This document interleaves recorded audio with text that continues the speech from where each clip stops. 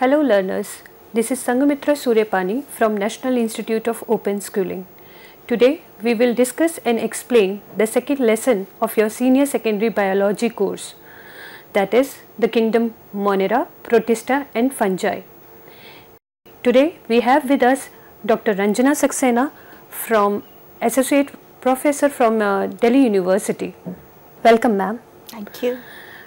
Ma'am, on behalf of our learners, I would ask, as there are many organisms on this earth, how can we classify them, or is there any specific method to classify them to make them remember? Is there any specific method? Yes, Dr. Sangamitra, you are right that there are so many organisms on this earth and it's very difficult to remember all of them. And therefore, it was Linnaeus in 1900 who classified the organisms into two, and it was known as the two kingdom classification. He divided all the organisms into Plantae and Animalia on the basis of whether they could manufacture their own food or could move about. All those organisms which could manufacture their own food with the help of chlorophyll and sunlight were grouped under kingdom Plantae, whereas all those who could not manufacture their own food were grouped under kingdom Animalia. Also, there were plants belonging to the kingdom Plantae could not move about, whereas animals belonging to the kingdom Animalia could move about. But the problem was that there are certain other organisms which are plant-like in some respects and like the animals in some other respects. For example, there are organisms which can manufacture their own food and are autotrophs, but at the same time they can move about with the help of flagella. Also, there are organisms which have got cell wall like the plants, but they are capable of moving about, and therefore this classification of two kingdom classification was becoming a little disoriented, or we can say it was not possible to define all the organisms into two, and therefore it was Whittaker later on who divided or who classified the organisms into 5 kingdoms on the basis of whether they were single celled or multicellular, with a nucleus or without a nucleus, and depending on that he classified the organisms into 5 kingdoms: kingdom Monera, kingdom Protista, kingdom Fungi, kingdom Plantae and kingdom Animalia.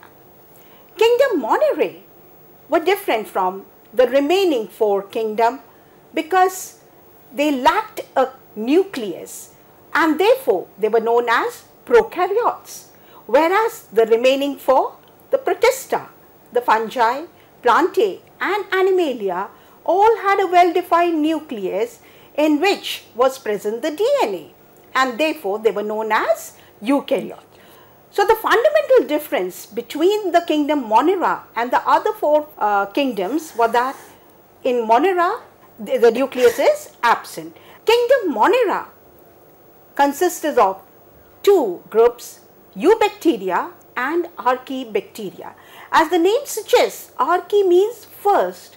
So it is believed that these bacteria existed first of all and were the primitive one, and kingdom Monera included both these, Eubacteria as well as the Archaebacteria. Eu means true, so they are the true bacteria, whereas Archaebacteria are the ones which they can live under very harsh conditions.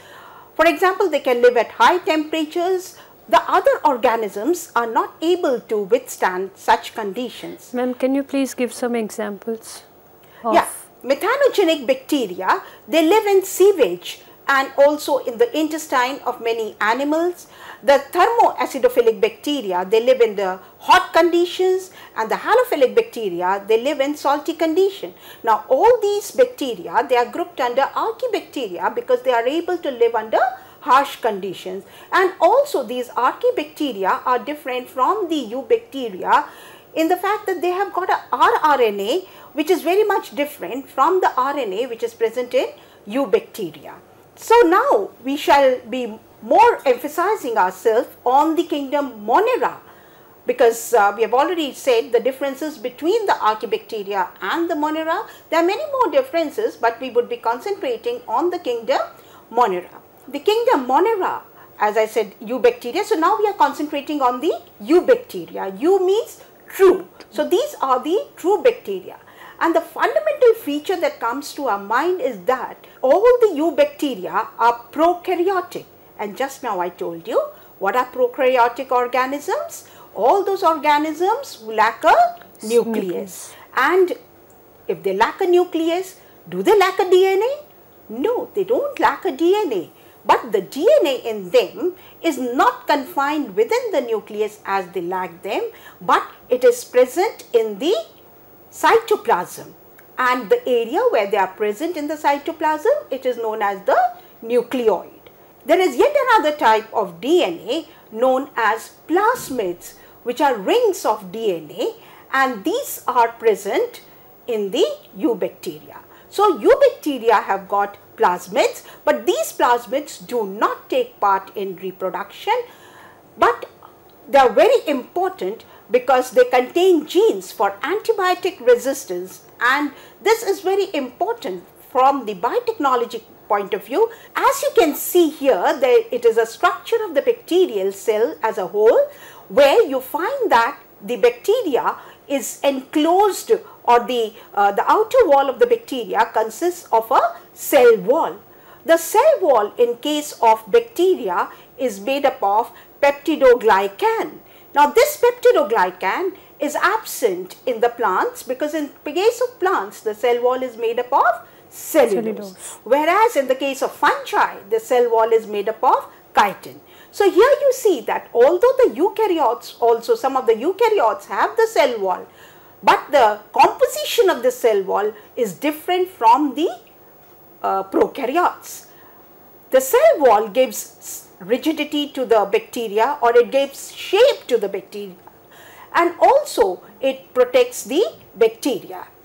There is an additional layer which is present in some of the bacteria, but not in all the bacteria, which is outside the cell wall, and this is known as the capsule. As you can see in this, the blue stars here where they are shown, it is the capsule layer.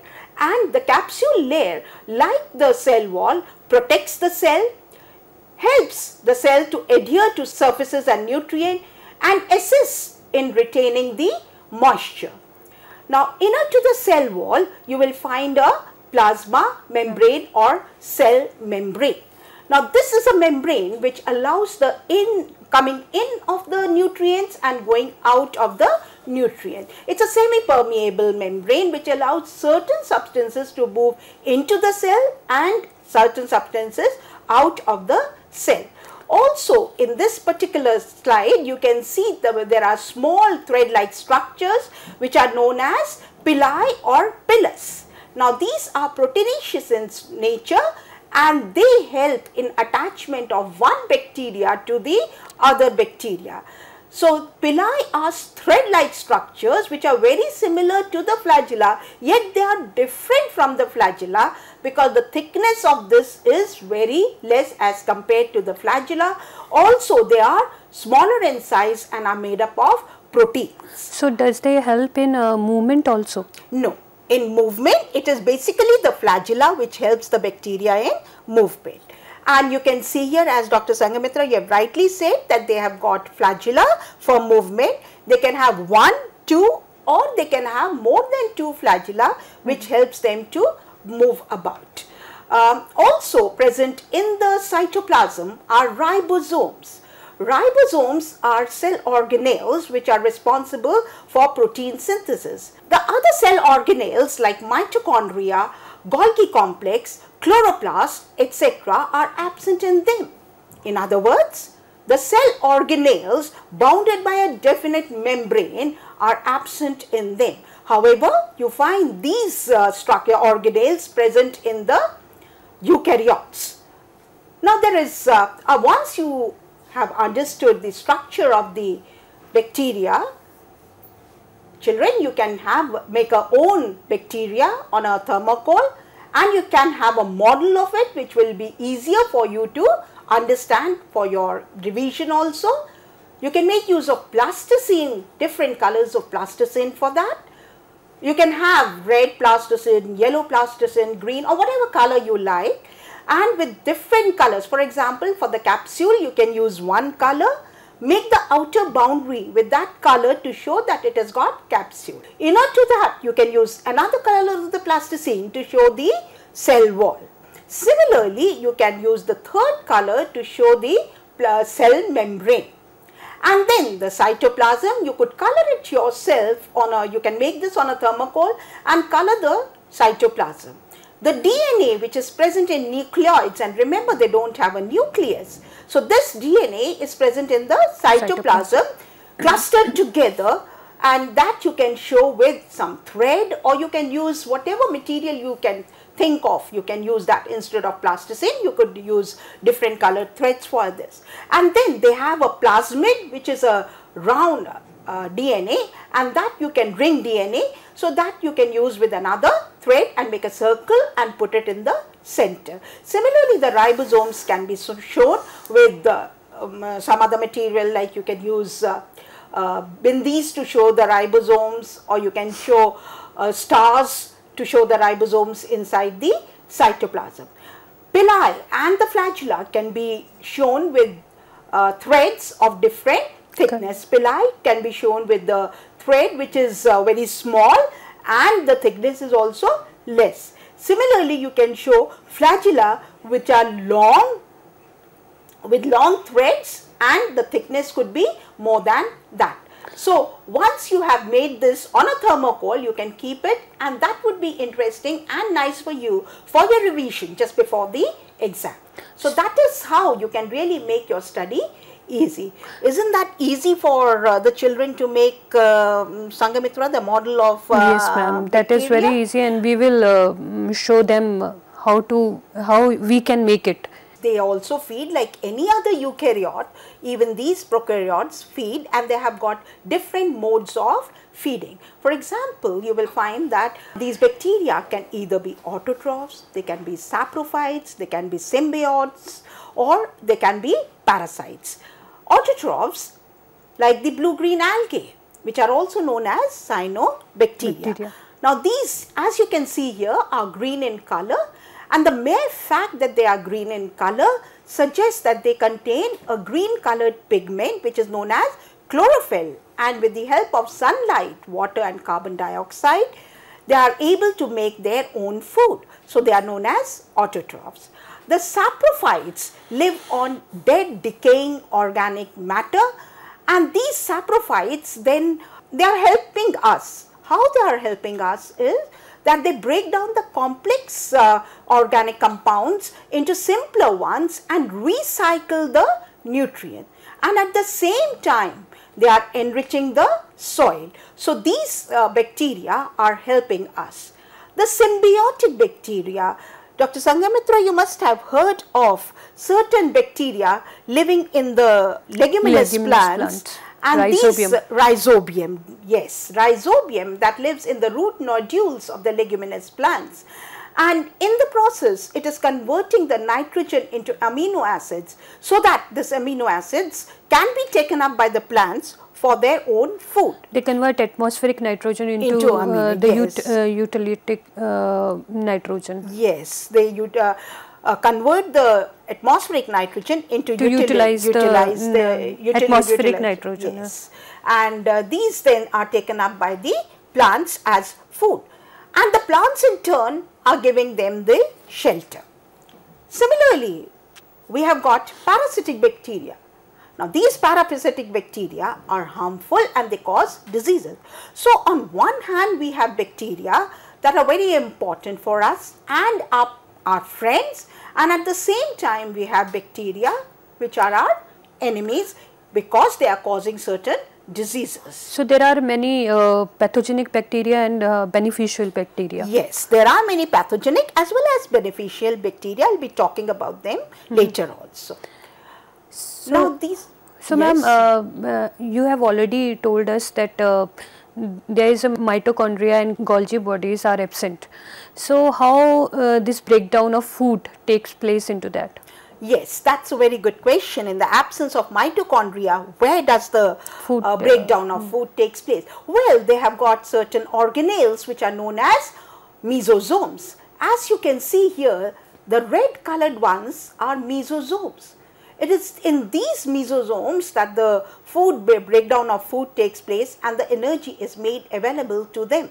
And these monorans can respire both aerobically and anaerobically, which means that in the absence of oxygen also they are capable of respiring.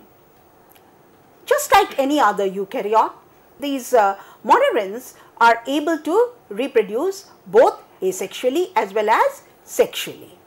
Now, asexual mode of reproduction is by binary fission, whereas sexual mode of reproduction is by conjugation. The usual method of reproduction in these bacteria is by asexual method. Now, in this you can see here that in the first slide, the DNA is present at a hard compact structure in the nucleoid. Remember that nucleus is absent in them. So, it is present in the cytoplasm and you can see the plasmid as well. Now, in the second slide, you find that the DNA has replicated. You can see the two different colors. In the third slide, the DNA has moved to the two opposite poles. When the DNA has moved to the two opposite poles, the cell body, it goes invagination occur, or the cytoplasm moves inside, and as it grows inside, the complete break occurs, and you can see in the fifth slide that the cytoplasm has totally gone inwards to meet the two ends, as a result of which the two daughter cells are formed. Now, these two daughter cells separate out. The one strand of the plasmid is shared by each of the daughter cells and the other strand is made by each one of them. So, now both the daughter cells are independent bacteria and can move about. In this particular slide, the same thing has been discussed. They can also reproduce by sexual method, and this sexual method of reproduction takes place by conjugation. Now, in conjugation, one of the bacteria acts as a donor bacteria, whereas the second bacteria acts as a recipient bacteria. The donor bacteria gives out a pilus. Pilus, I have already told earlier, is made up of protein and helps to join with the other bacteria. So, this pilus joins with the recipient bacteria or attaches with the pilus of the recipient bacteria, and a protoplasmic bridge is formed between the two, as you can see here. And the one strand of the plasmid goes into the other, and their exchange of material takes place, and one strand of this gets into the other one and a new strand is formed. Ma'am, can you please tell our learners about the examples of asexual reproduction and sexual reproduction? Is there any particular specific examples? Specific as such for the sexual, any bacteria could go in for a sexual and asexual. Cyanobacteria, that is the blue-green algae, the usual method of reproduction is by the asexual method only. Once learners or students, you have learnt about the asexual and sexual mode of reproduction, you can again do some activity. Practice it yourself. If you have understood it carefully, you can enumerate the differences between the asexual and sexual mode of reproduction in bacteria on a chart paper, draw the diagram and write the differences. So, you can revise it yourself, the differences between the two. Just as you have made a model of the bacterial cell, you can make a model of the asexual method of reproduction or the sexual method of reproduction with any of the available material. You do not have to go to the market to buy the material. These materials will be easily available at home also. So, you can make the model. Ma'am, what are the economic importance of these bacteria? Yeah. Just before we were talking about the useful bacteria, and I told you that they are both beneficial as well as the harmful bacteria. So, we will talk about the useful bacteria first.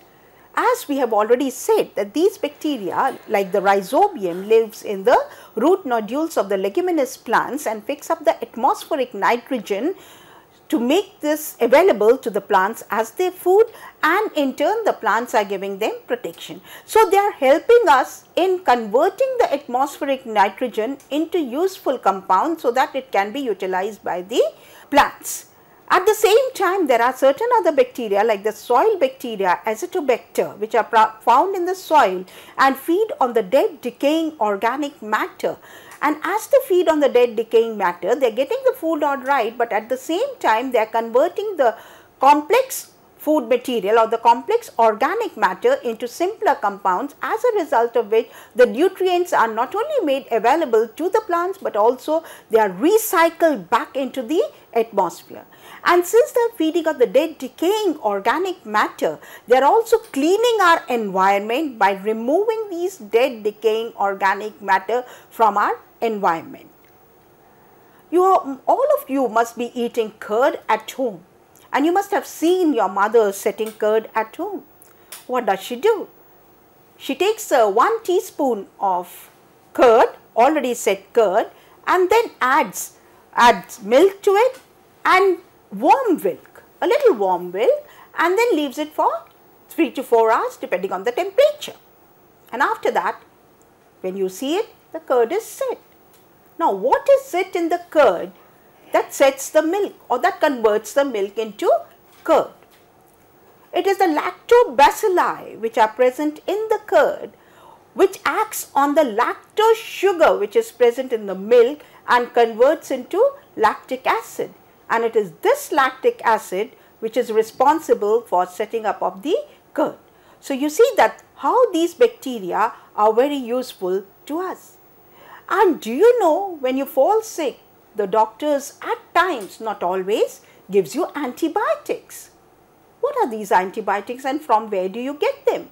Of course, for you these are medicines to cure the diseases. But these antibiotics are prepared from bacteria only. For example, streptomycin is made from Streptomyces bacteria.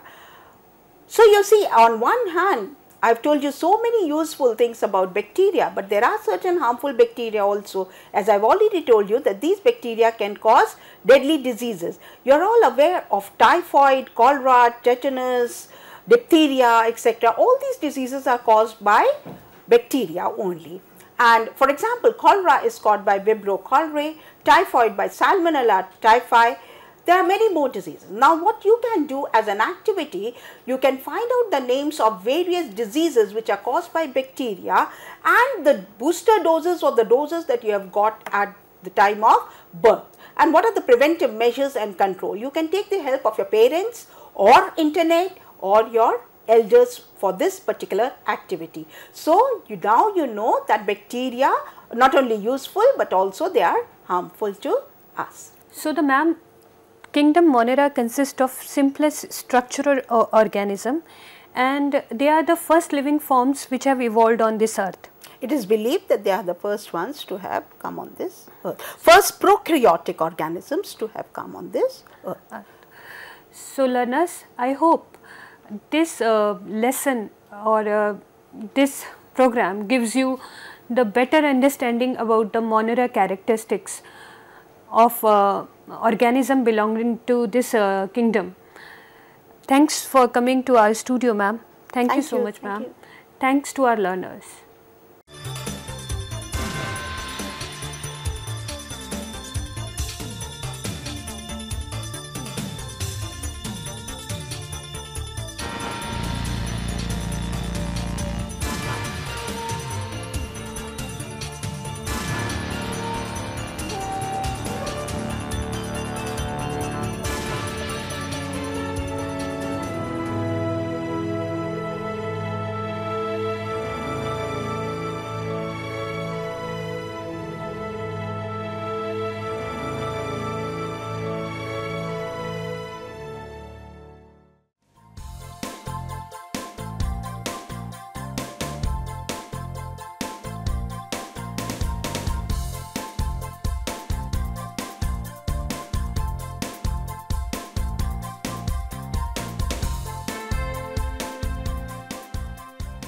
घर बैठे पाएं राष्ट्रीय मुक्त विद्यालय शिक्षा संस्थान यानी NIOS में एडमिशन, वो भी एकदम आसान तरीके से, जिससे शिक्षार्थियों को होगी समय और धन दोनों की बचत। NIOS से शिक्षा कभी भी कहीं भी। शिक्षार्थियों, क्या आप जानते हैं NIOS में एडमिशन लेने का सरल और सुगम तरीका, जिससे शिक्षार्थियों को ऑनलाइन प्रवेश लेने में सहूलियत मिलती है। NIOS में प्रवेश की प्रक्रिया पूर्णतया ऑनलाइन है। शिक्षार्थी घर बैठे इंटरनेट द्वारा प्रवेश के लिए सबसे पहले NIOS की वेबसाइट www.nios.ac.in पर लॉगिन करें। अपना ईमेल आईडी और पासवर्ड डालकर अपना पंजीकरण करें। पंजीकरण के बाद लॉगिन करने पर ऑनलाइन प्रवेश हेतु आवेदन पत्र खुलेगा। आवेदन पत्र को निर्देशानुसार भरें और प्रिंट आउट लें। इस प्रिंट आउट पर अपनी फोटो संलग्न करें। ऑनलाइन प्रवेश के लिए शुल्क हेतु भुगतान के तरीके हैं: क्रेडिट कार्ड के द्वारा, डेबिट कार्ड के द्वारा, राष्ट्रीयकृत बैंक के ड्राफ्ट के माध्यम से, जो कि सचिव NIOS नई दिल्ली या नोएडा के पक्ष में देय हो।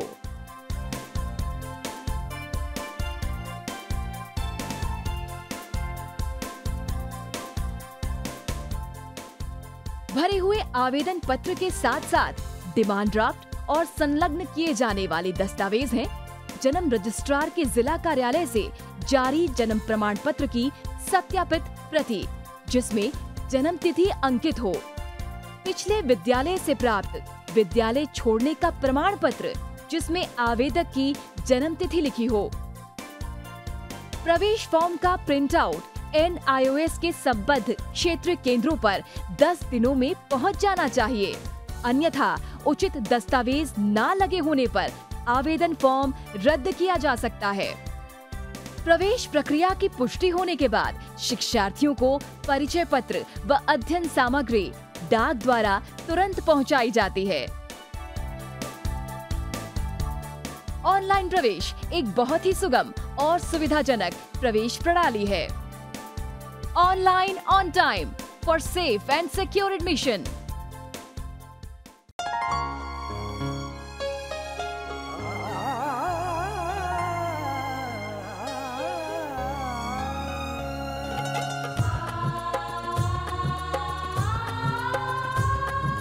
जीवन ये प्रकाशित करने, राहों को आलोकित करने, हम अपना दीपक स्वयं बने, हम अपना रास्ता स्वयं चुने।